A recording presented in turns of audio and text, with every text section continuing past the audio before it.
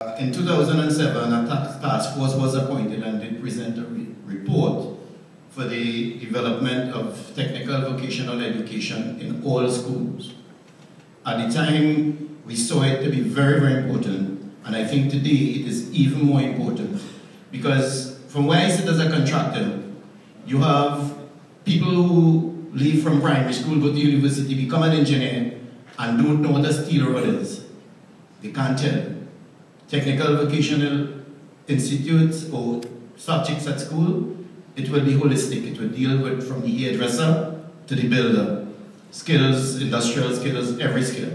A full report was commissioned by the government. It was done by all sectors of industry, and it is there in the Ministry of Education. So it is my wish that that be implemented so it can enhance our skills development, because one of the reasons why people think that the Chinese are the best thing since sliced bread is because we don't have a proper apprenticeship system, neither do we have a formal way of educating our welders or having people feeling proud, like I was at my time in school, to become a welder or carpenter or mason or plumber, and we need to bring that back so that people feel proud. We also need to use the agencies such as HDC and the Ministry of Works and all that as a built-in ground for the development of construction skills and contractors. HDC, I think you said about 4,500 or 5,400 homes for the coming year. There's no reason why the Fair Share Bill, which is supposed to set aside 10% for the development of small and medium enterprises, can't be used so that small contractors can be given as part of their development one house to build in a sector managed and controlled by consultants, right? So that we will enhance and develop our ability to create project managers, to allow young engineers to get some work and to develop the construction skills sector. We also need to have contractor licensing. It was one of the issues raised by a friend. I can't remember hearing you say anything about it.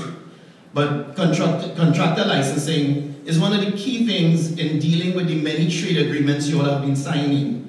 The TTCA, probably about 10 years or more ago, had to hire an independent consultant in order that the construction industry would be protected from your negotiations when you were dealing with the DR and Murchison and all that in developing the free trade arrangements, right? So we would really like to see contractor licensing developed and made law in Trinidad and Tobago. And there is a policy that we worked and developed resting in the Ministry of Works since 2009. I've spoken to Minister Imber, Minister Warner, and I just get tired. I ain't talking to no more ministers again. I want a commitment from you, because I know the only people who can drive things in Trinidad and Tobago, the only person actually, is the one who is elected as Prime Minister. And I want a commitment from you that these things we'll have this afternoon. Thank you very much. Okay, thank you very much. You're pushing an open door on the issue of TechVoc education.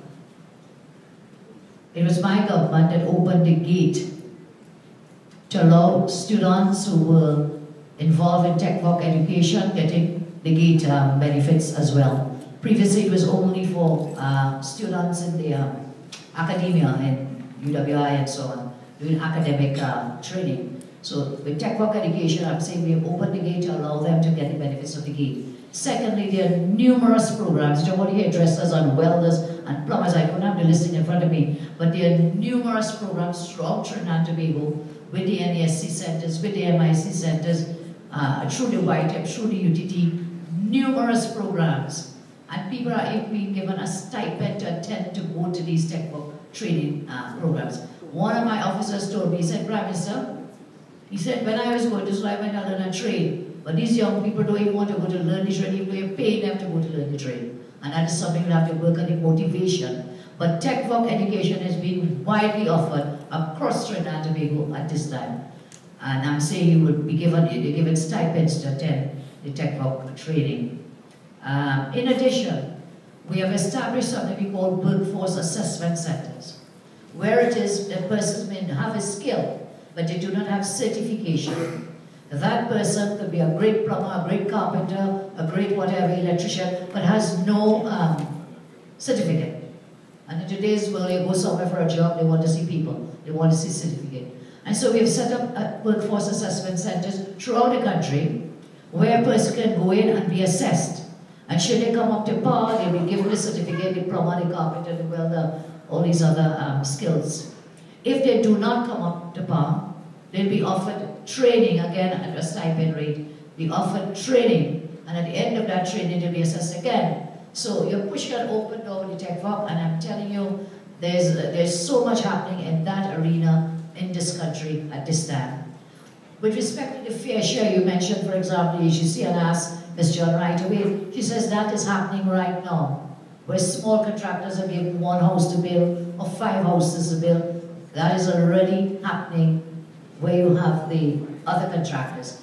And your final point was about contractor licensing. It is something I'll be open for discussions, and we could ask Minister Persad-Bissessar to have discussions with you to see how best we can accommodate your suggestions with respect to contractor license. So your points are well advocated. You're pushing open doors on all 3 points, and I'm very happy to continue working with you on all of them to improve. There's always room for improvement. Thank you very much, Mikey.